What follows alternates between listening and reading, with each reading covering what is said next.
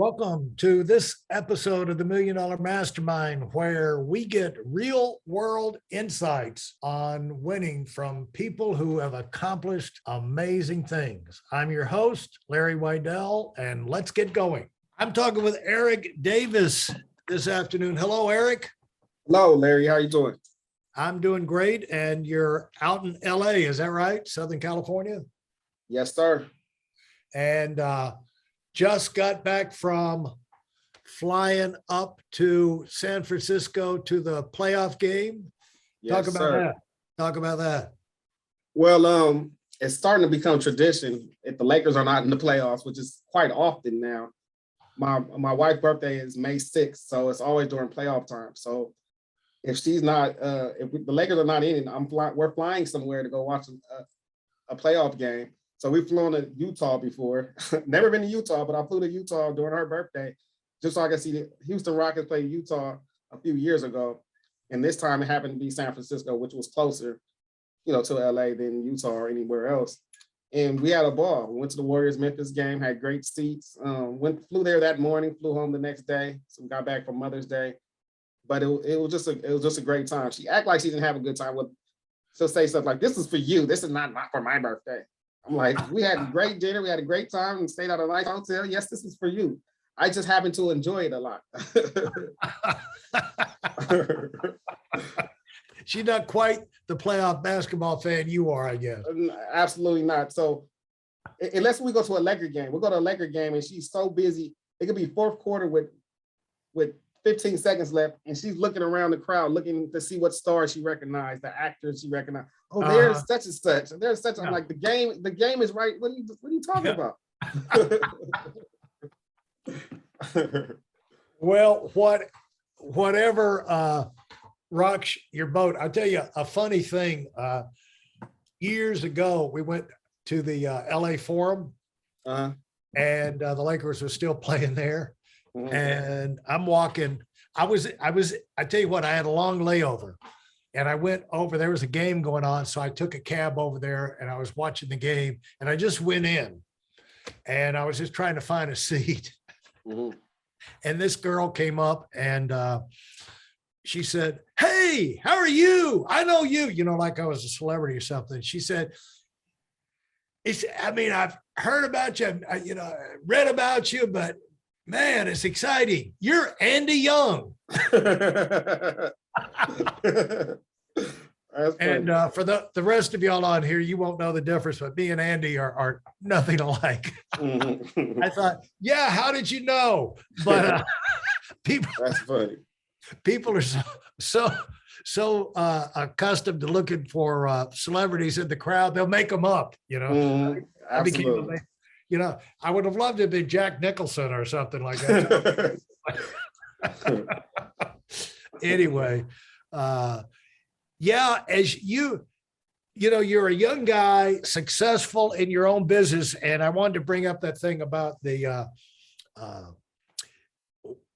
advantages of having your own business and being financially independent and getting to a level of success. Still got to work.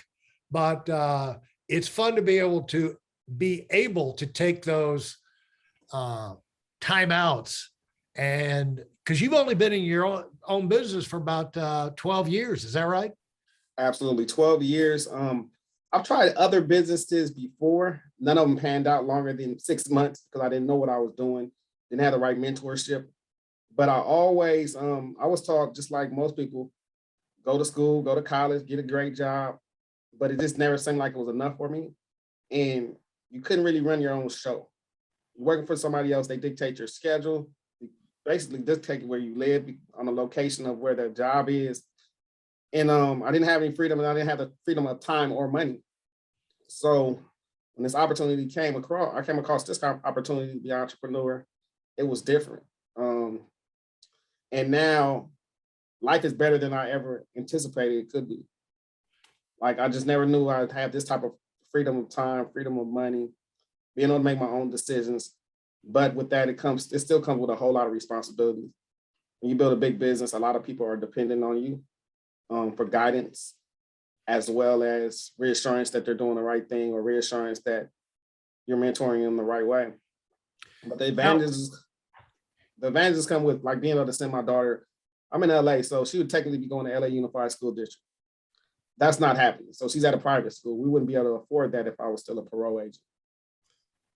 And so you got a lot of education before you got out in the job market. You didn't just like go to work. I mean, you prepared, you got your education. Talk about that. Well, I had old school parents. My parents, when I was born, my dad was 48 years old. My mom was turning 42, and they were old school. They believed in get your education, and got my education, but their education was more powerful than mine was, because at the time, if you had a bachelor's degree, you had a master's degree, you can get a job that will last your lifetime and retire the right way and cruise off into the sunset. By the time I became an adult, that had changed. And but they always ingrained in me: go to school, get a good job, go to college, go to school, go to college, and plant your flag at the right company that's going to be stable.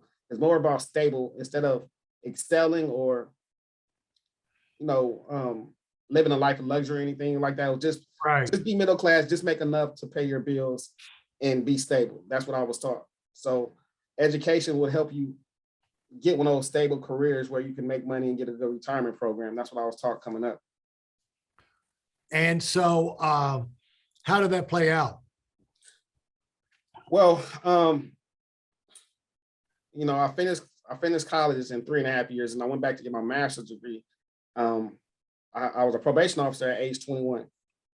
What I realized was you had to be there 10 years before you can be eligible for a promotion. Like, imagine you get there, you're doing everything you're supposed to, you're working hard, you can't get a promotion for 10 years unless you had a master's degree. So I went back to get a master's degree, paid $20,000 just so I can be eligible to get a promotion early. Got a promotion early and realized I still wouldn't be able to retire to like 65 years old. So I went from probation to parole, because parole would allow you to retire about 10 years earlier than that, maybe 50, 51 years old. Retirement structure was better. So I ended up leaving probation to parole, but I always had a second job because there still wasn't enough. Southern California is very, very expensive. I bought a house through what's called the Officer Next Door program, where I allowed you to buy a house half off, but it was in bad neighborhoods. Like I bought my first house my first house in Compton. It was half off. I ended up making a lot of money on it years later when I sold it, but it just wasn't enough. I'm like, I'm doing all the right stuff. I'm getting a master's degree. Why am I not living like I see people live on TV, or living in that hill up there, or living on the beach? I'm still living in the hood after I have a master's degree. What's going on? So I would see business opportunities. Like I ended up talking to a guy in the neighborhood, and he was a trucker, and he seemed like he was doing well in his trucking business. Now I had saved some money, and I ended up investing in a diesel business that I knew nothing about diesel trucks, just because I'm trying to find another way to make some additional money. Within 6 months, I ended up selling that diesel, losing thousands of dollars, and just was looking for more. I was always somebody who was never satisfied. I was always looking for more. Just didn't know where to go. Didn't know what to do. I did everything I was doing, working 60 hours a week, and I still had this little house in Compton. And so when the opportunity came across, I looked at it as another opportunity to make part-time income rather than a career change. But I looked around, there was a lot of successful people in the business I was in, and ended up taking it more seriously. And one thing led to another. Now we're $1 million earners in the business. Yeah, and which is pretty dramatic after just 12 years.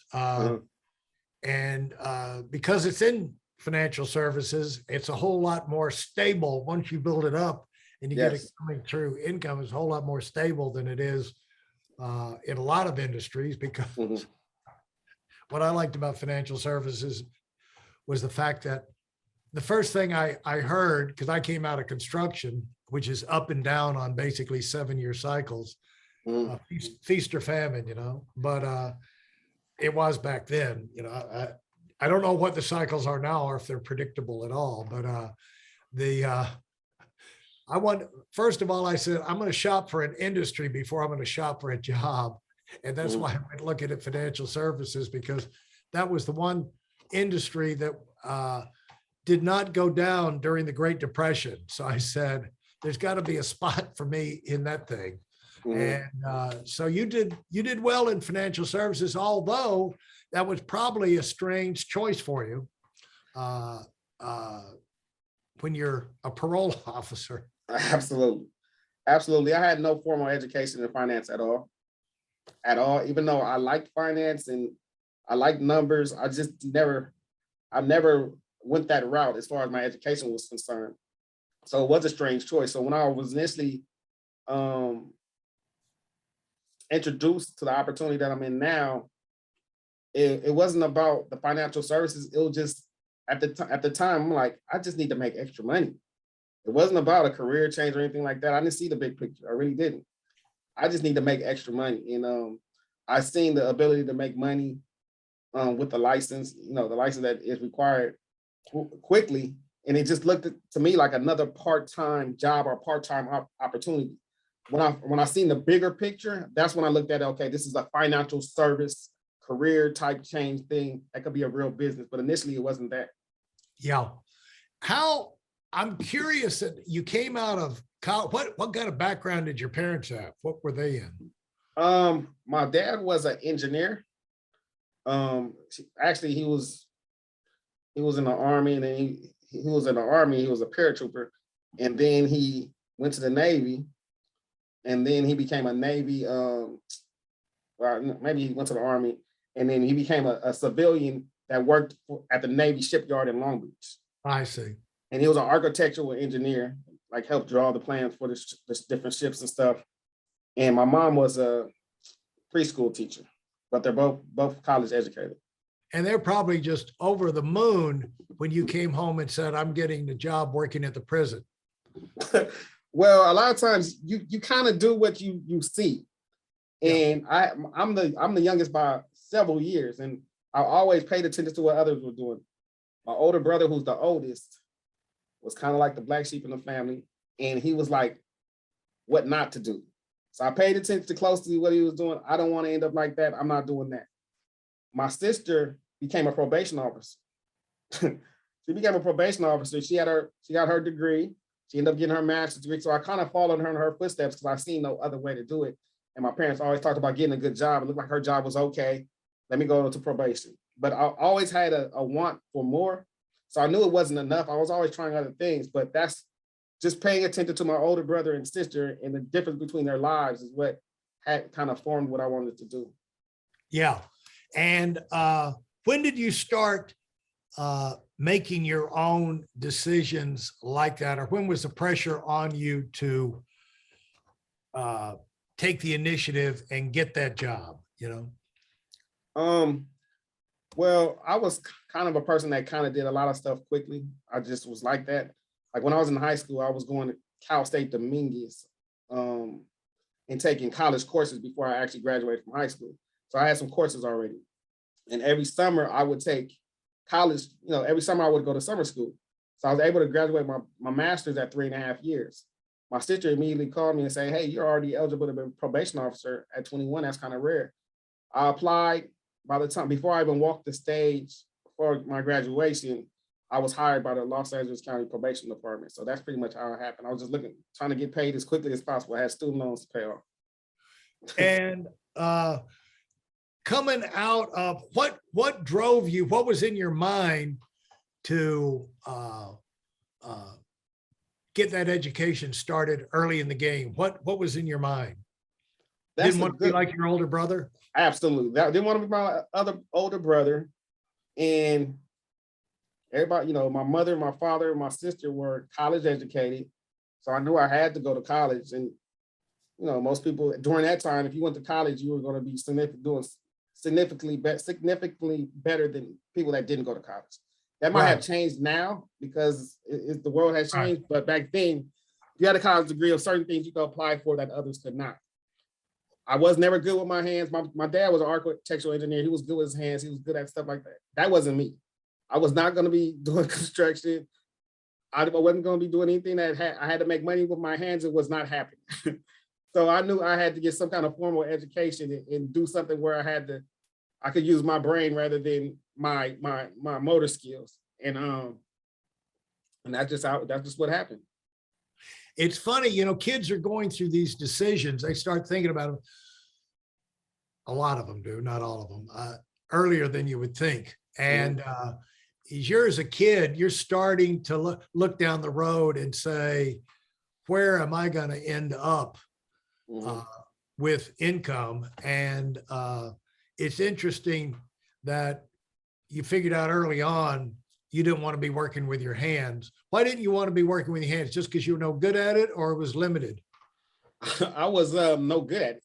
I don't know if it was limited or not, but I remember one particular time, I might have been 7 years old, 8 years old. My dad was always like, come out here, boy, let me show you how to get under the house and work on this and working on that. And I never was into it. And I remember I was paying attention to what he was doing, and he swung the hammer, and I was too close, and he hit me in the head with the hammer. Like, man, I had a big old lump on my head. I fell on the ground crying and hollering and whatever. And that was it for me. Like at 7 years old, like I'm not messing with these hammers. I'm not messing with these nails. I'm done. But and it kind of like I remember that was the first time really remembering like I'm not interested. 7 years old, getting hit in the head with the hammer by my father, showing me how to do some manual labor. That's hilarious. It reminds me of the Michael Jordan story, you know, like his dad was a big mechanic, could do anything, fixing the cars on the weekend or at night, you know, and the other brothers were out there and he did the same thing. Come on, Michael, get out here. Before long, it was, Michael, get back in the house with your mother. Exactly. They wondered how all through college and everything, he did his own ironing, you know, he could cook, he could do this, and he was in there with his mother growing up. Learning those kind of skills.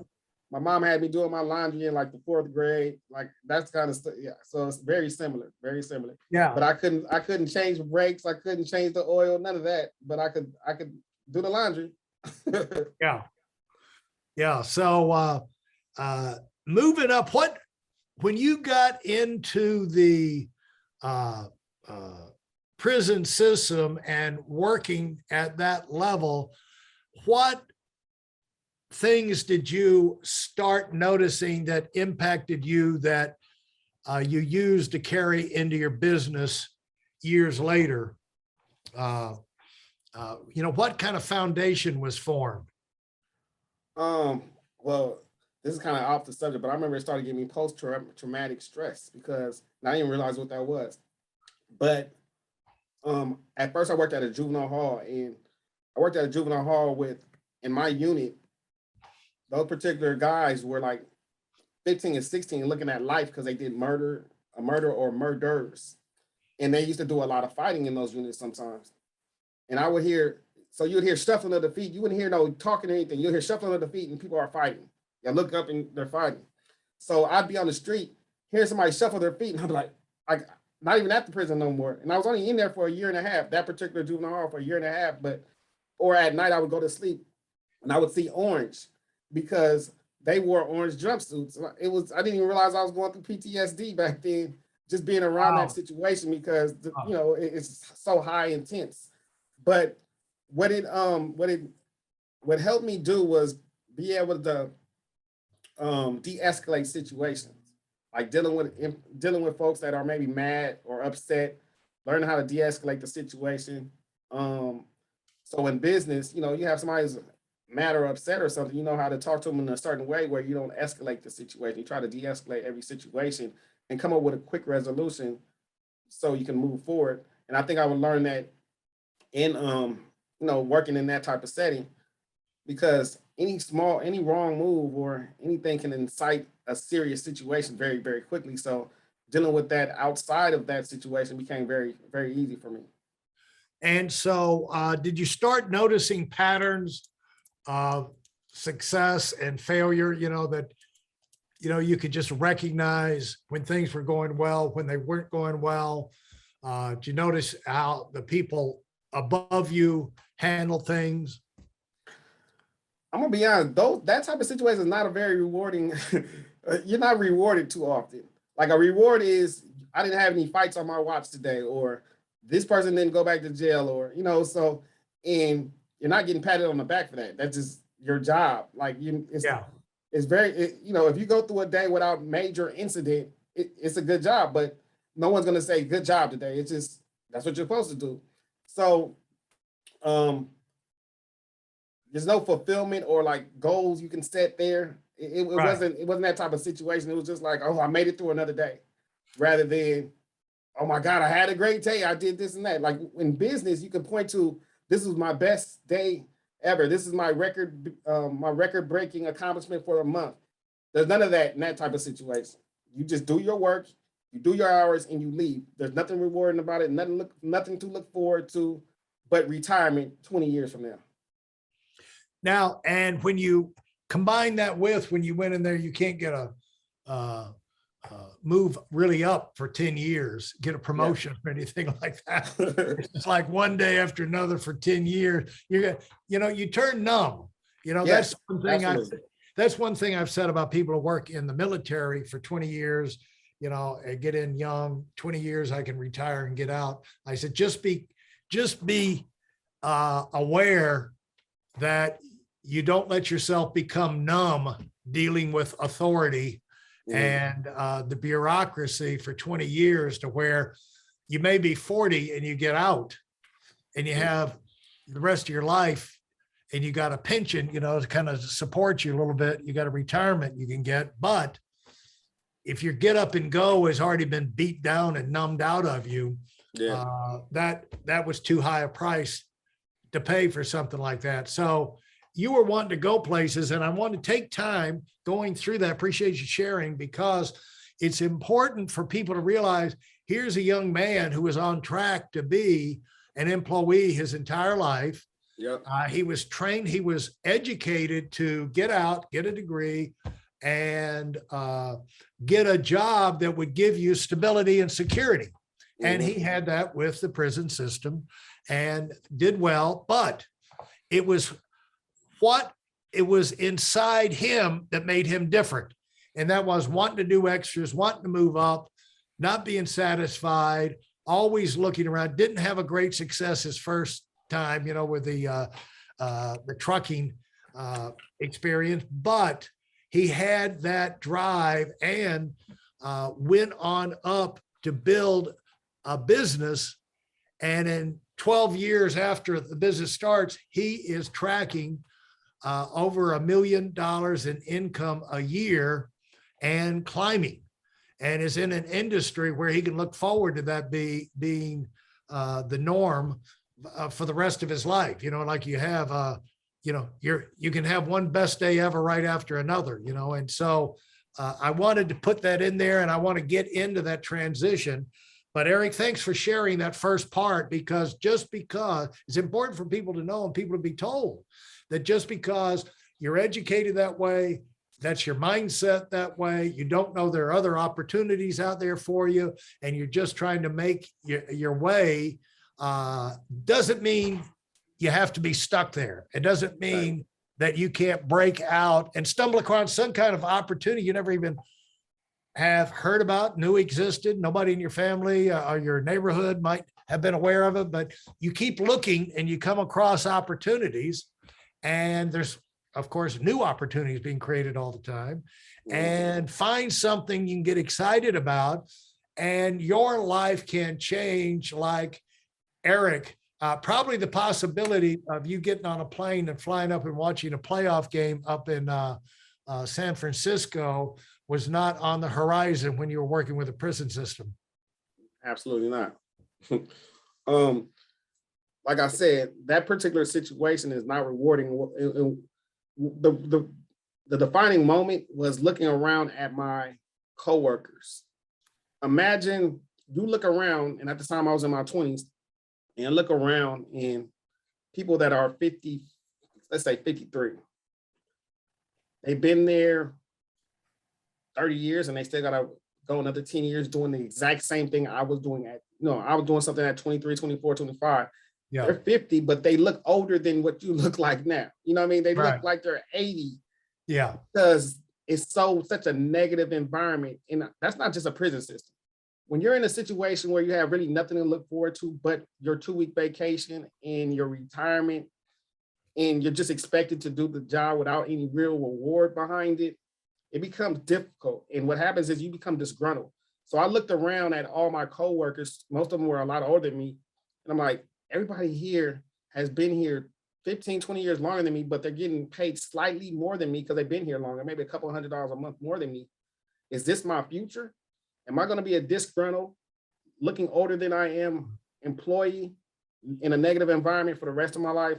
There's no way I could do that, because most jobs are set up where it's just not a positive environment, because there's nothing to look forward to. There's no dreaming. The dream is done. You're never going to have that match, and you're never going to have that house in the hill. You're never going to have the car you want in the house at the same time that you want. That's over with. So most people don't have nothing to really look forward to in that way as far as their career. Maybe outside of the career they can, but I didn't want to be that disgruntled negative person the rest of my life. And it just wasn't about the money. It was about feeling like you can do more than what the cards you've been dealt or the situation you're in. And I just made sure I never got complacent in that disgruntled place that everybody else was in.